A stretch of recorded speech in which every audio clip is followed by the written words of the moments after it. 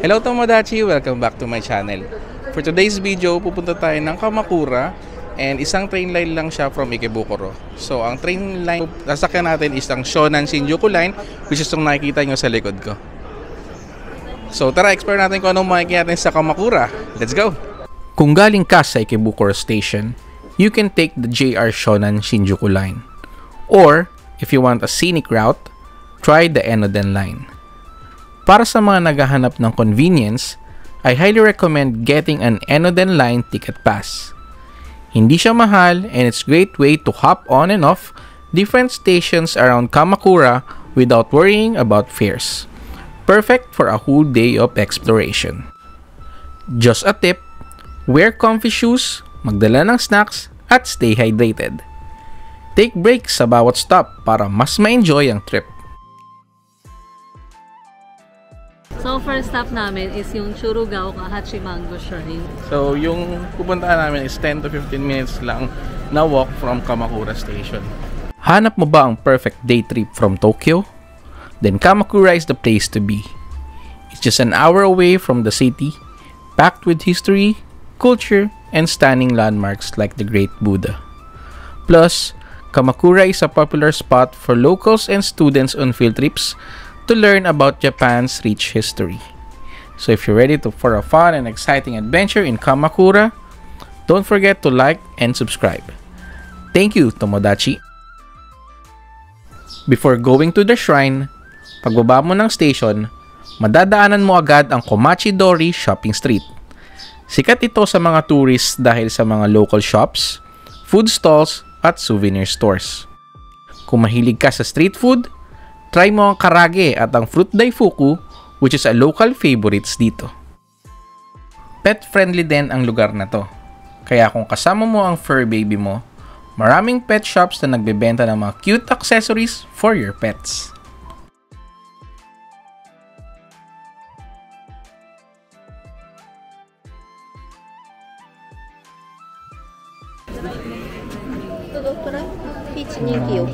Peach. Number 2 のピーチスライス。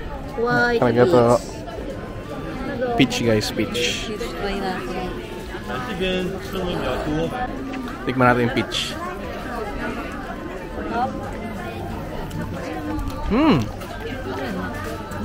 Apa? Fresh peach daifuku. Sabi ito guys, kung gusto nyo bumili ng mga fresh fruits, so solid dun. Fresh fruits daifuku. Sarap. Lively ang atmosphere dito. Lalo na dahil maraming Japanese students na nagfi-field trip. Fun fact, even my father, sister, at brother visited Kamakura during their field trips. Kaya today, kasama ko si Hidenori at mother ko para mas lalo naming ma-explore ang history ng Kamakura.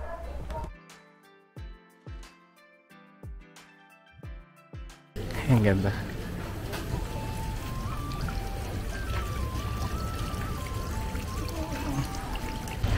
Andito na tayo guys sa dulo ng shopping street nila, no?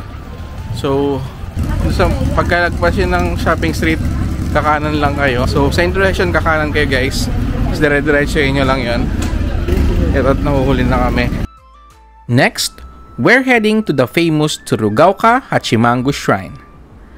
This shrine is one of the oldest and most important shrines in Kamakura, founded in 1063.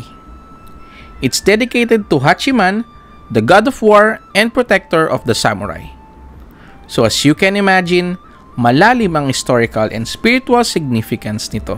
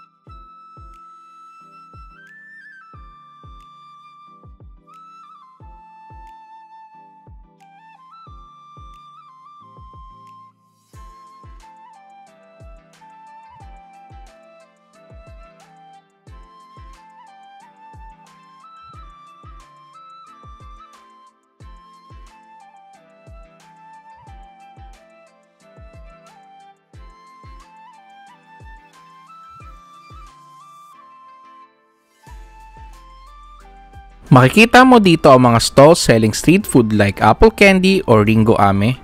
Super popular ito sa mga bata at pati na rin sa mga tourists. Perfect spot for taking photos habang naglalakad ka sa shrine. When you visit, don't forget to wash your hands at the purification fountain and make a wish at the main shrine.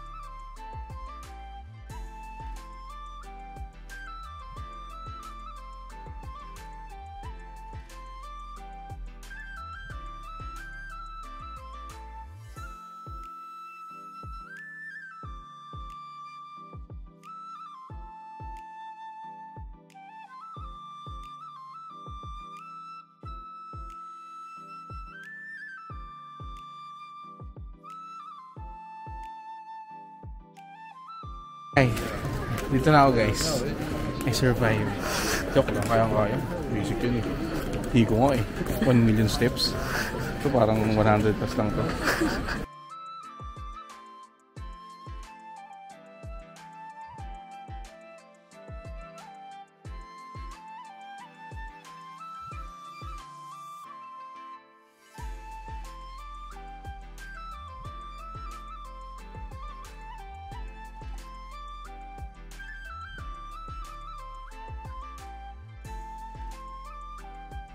While you're here, you'll notice the beautiful torii gates, which make for a perfect photo backdrop.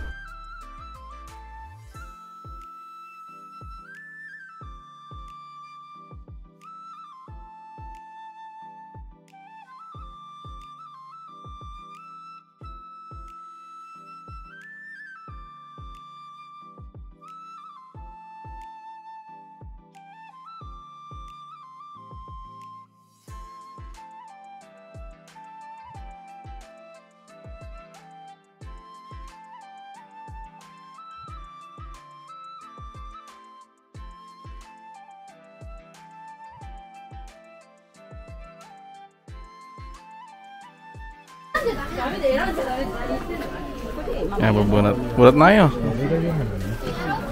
Na English. In Chinese and English. Lucky. Ito naman sila sa Japanese. To Omikuji. Huh? Nani? Lucky daw, lucky. Lucky? Ba't may ganyan? Uy. Lucky? Oh! Mama, may nakuha ka sa mama, kitchen. Ay, ano dami? Hora, Kyoって書いてんじゃん。 May kasama sa'yo magkaya pala medyo 200 kasi may mga something. Bukod dun sa swerte mo, yung sa nakasulat, may mga gifts. Ah, hora, Kyo. The charm with you at all times and take good care of it. Dali mo daw lagi yan, mapampaswerte mo yan. Tali mo to. Miss Fortune? Saan Miss Fortune? Ito tayo sa English, Chinese na Hato Omikuji. So titingin tayo kung swerte ba tayo today. And maganda dito, 200 yen siya guys, unlike sa Tokyo na 100 yen lang. Pero ang kagandahan dito is may something sa loob. Bukod dun sa nakasulat ng kapalaran mo, may para kay mama may nakuha siyang parang keychain na lucky charm niya dapat niya laging dalhin. So check natin kung swerte tayo. Tara! Ito tayo sa pinakailalim. Kaya sabi nila pag nasa ilalim, there's nothing to go back up. Parang kay mama purple din. So sana hindi tayo malas. Uy, may swerte. Naku, may lucky charm din ako. Ibig sabihin malas ako kasi may lucky charm din ako. Pares kami ni mama.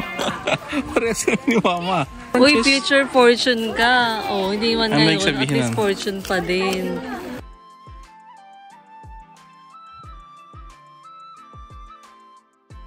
So guys, nandito kami sa labas na, no? And pag dinaretso na itong lugar na to, dyan yung makikita yung Great Buddha, which is pupuntahan natin mamaya. After visiting the shrine, let's take a stroll down Wakamiya Oji Street. This beautiful road leads all the way to Tsurugaoka Hachimangu Shrine, and it's a nice, peaceful walk. Although we came here at the start of the autumn, so you won't see the cherry blossoms in full bloom. The atmosphere here is so calm, and even without the flowers, it's such a nice spot to relax and take in the surrounding beauty.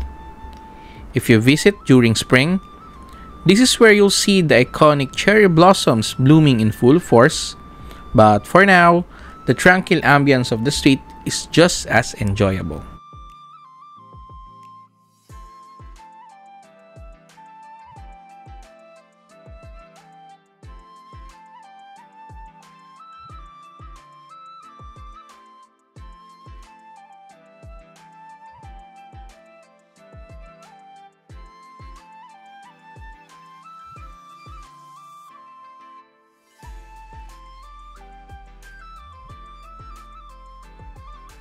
Back sa Komachi Street para maghanap ng pagkain. Ito kami sa bagong kainan, guys. So, ito mga food stores na to. Pagpasok nyo mismo na Komachi Street, sa unahan lang siya, kakaliwa kayo, makikita nyo na agad to. Maraming mga street food dito. You can try. May mga cafe din. At may mga souvenir shop din. Ayan. Maraming option dito sa Komachi Street. Ayan.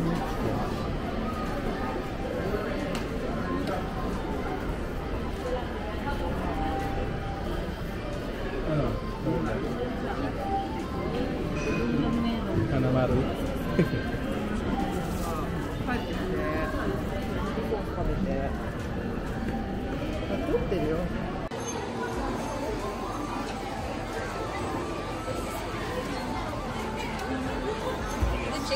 Yeah, this is.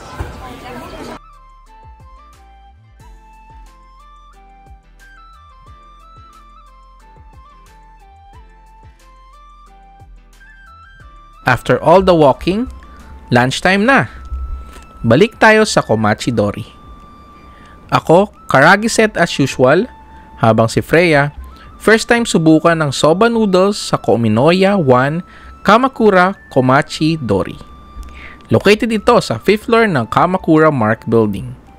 Food rating, solid 8 out of 10.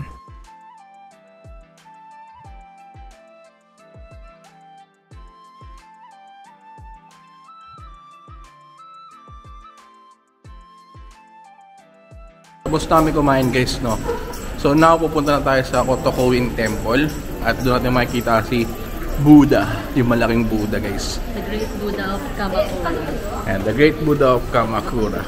So sobrang sikat yun, guys. Yung talaga pinupuntahan ng mga nag-field trip dito. That's 28 minutes walk from Kamakura Station. Medyo mahaba siya. Pero pwede nyo rin naman i-trend. Pero kami mas prefer namin na maglakad para makita namin yung view, yung ganda ng Kamakura talaga.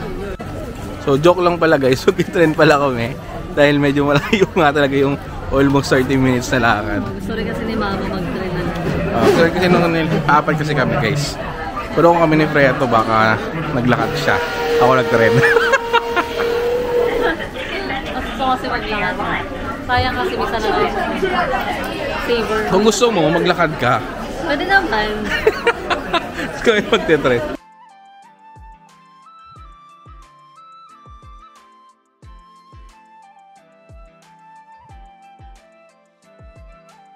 So guys, itong train station na to is Enoden Line. Iba to dun sa sinakyan namin na JR Line.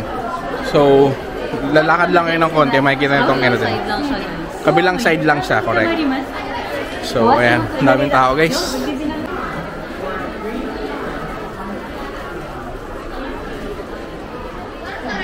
Guys, tignan nyo, guys, sobrang daming bata, oh. Sobrang daming bata. Nag-field trip sila guys. So mga grade 1 and grade 2 daw, mag-field trip daw dito lagi. Sobrang daming tao. Yung mga nakaraang araw guys, tawag dito, nag-uulan sa Japan. So siguro na-postpone yung mga field trip ng mga bata. So today, yan, nagdagsaan sila. Dami po nag-field trip. Oo, dagsaan ng mga...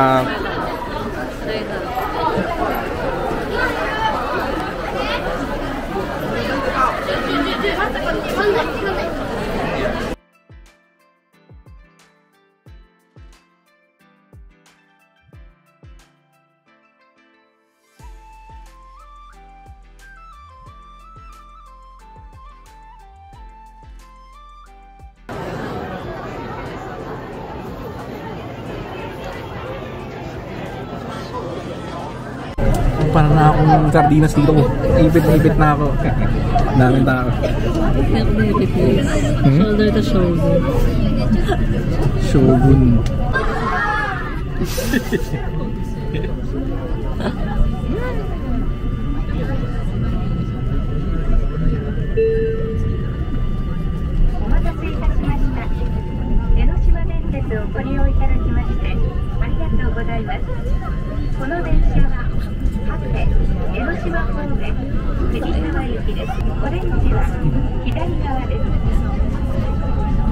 Thank you for using the Enoshima Dentetsu line. The next station is Wadazuka EM14.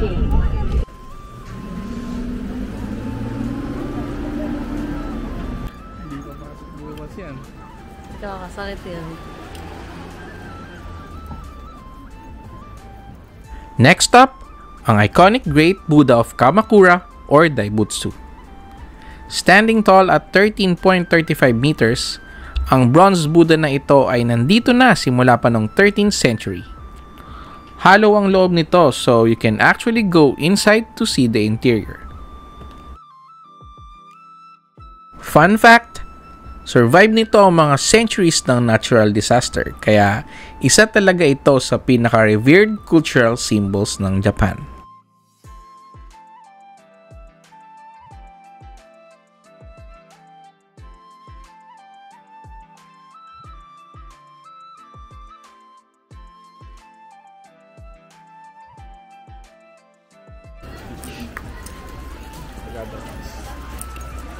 Ayan na siya. Saan siya? Ayan o. Sino ba yun? Ayan o. Ang laki o. Ayan o.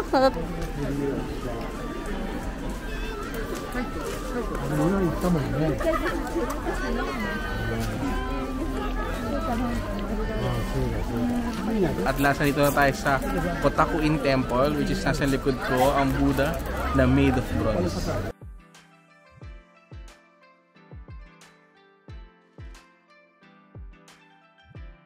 Okay, sobrang laki niya. Kita nyo naman, di ba? Ayan na. Lalapit ako. Try. Sobrang laki. Kita nyo ah. Kita nyo yung kamay ko ah. Sobrang taas. Ang ganda niyo, para siya nasa, sa heaven.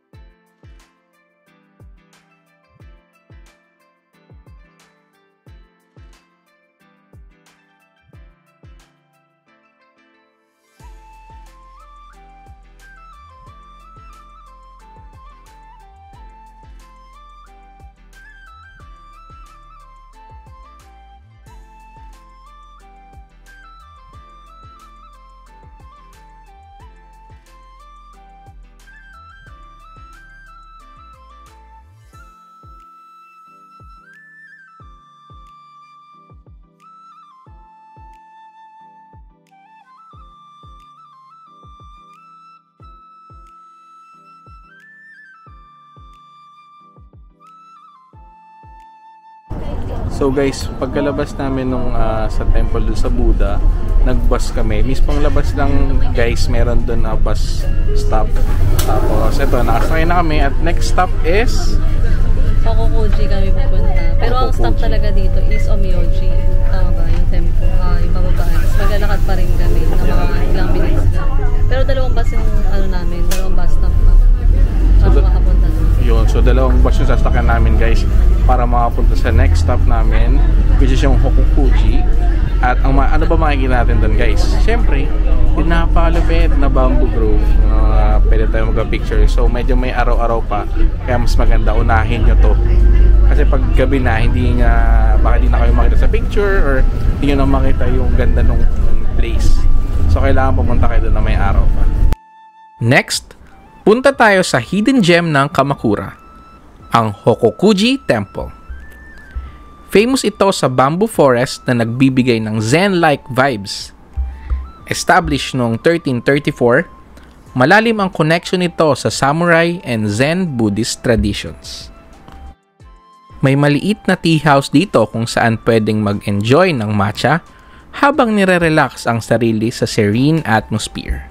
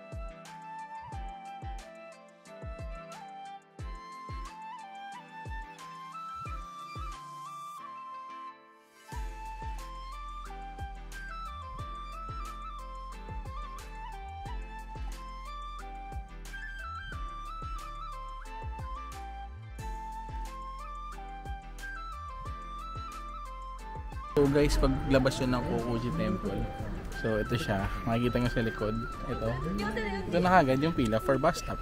So doon kayo bumaba kanina, so sa tawid lang, dito rin yung hintayan, pabalik naman doon sa city. Now for the Slam Dunk fans out there, here's a fun fact. Kamakura actually appears in the iconic anime. So one of the episodes features the city's famous landmarks, including the Great Buddha. So if you're a fan of this show, visiting Kamakura feels like stepping into the anime itself. And this crossing is prominently featured in Slam Dunk, especially in the scenes with Hanamichi Sakuragi and other characters. Fans often recognize crossing from the opening sequence of the anime.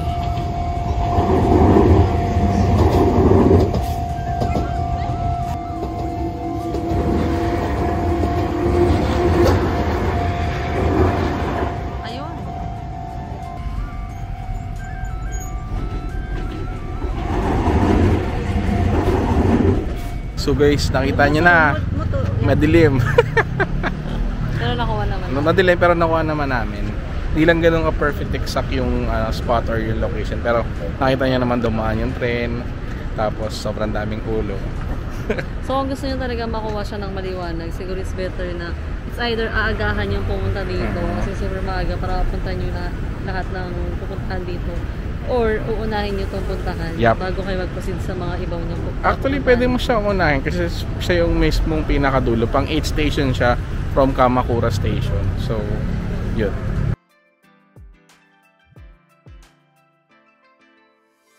And that's it for my Kamakura day trip. A perfect blend of history, culture, delicious food, and breathtaking landmarks. Kung gusto nyo pa ng more day trips outside Tokyo, check out my other videos and abangan ang next upload ko. Mata ne!